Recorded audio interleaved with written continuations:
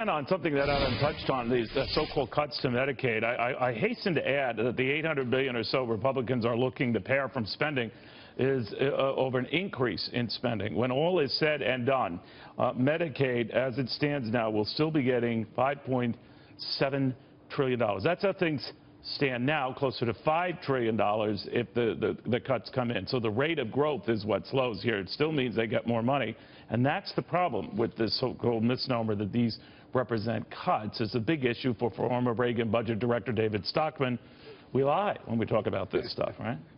Well, unfortunately, this budget will be DBA, dead before arrival, because all these cuts I left in the vault at OMB 36 years ago. Is that right? They were rejected then, you know, the State Department, EPA 30%, cutting back on education, reducing some of the waste in the National Medical Research Institutes, getting rid of the Corporation This for Public... was a small sliver of the spending that you could touch. Right? Yeah, but that's the problem. Trump has basically ruled out Medicare and Social Security, $1.8 trillion a year. He wants more for defense, which is already vastly more than we need.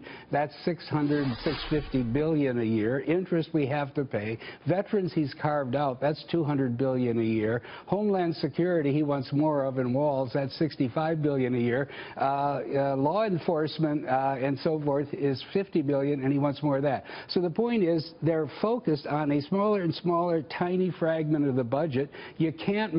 I would make the cuts myself, philosophically, but there are no votes for them. When you were doing it back in the early 80s with Ronald Reagan, you ran into a buzzsaw criticism that was heartless and all of this. So what happened in the end?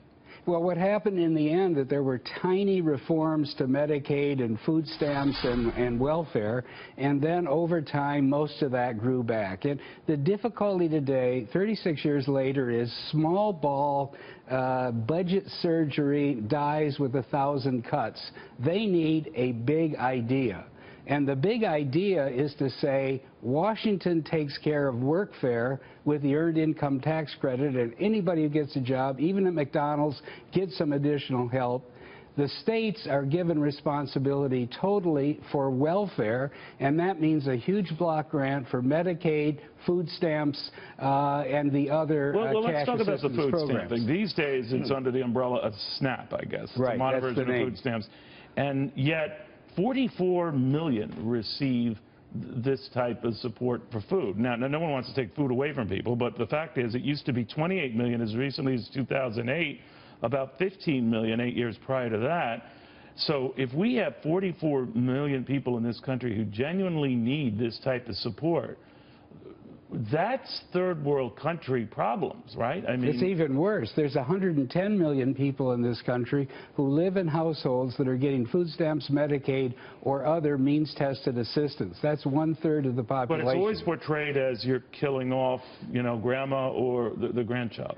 Well, look, it's welfareism run rampant, and it's never going to be solved from Washington because Washington is the swamp filled with lobbies of every kind, and they always win. I say put it in a giant block grant, send it back to the states, and let Nevada compete against California to see, you know, what kind of welfare you have, how big the grants are, what do you have to work or not, and so forth. It's the only way that we're going to avoid national bankruptcy is to bring the states back into a competitive ballgame. I think maybe, and you're the expert on it, but I think it's simpler than that. We misstate things. It's sort of like the whole illegal immigration debate morphed into, if you're against illegal immigration, you're anti-immigrant. That certainly morphed into that argument.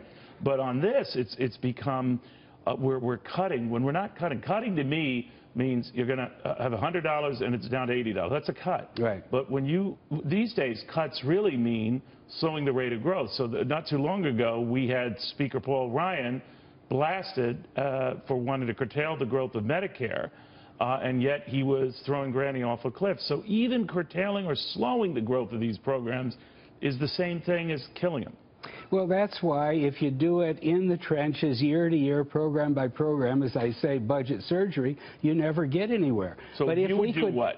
I say put $600 billion worth of welfare or means-tested programs, Medicaid, food stamps, cash assistance, SSI, and so forth, in one big block grant, send it back to the states, and allow each state to decide who's eligible, how much they get, for how long, what kind of work they need to do.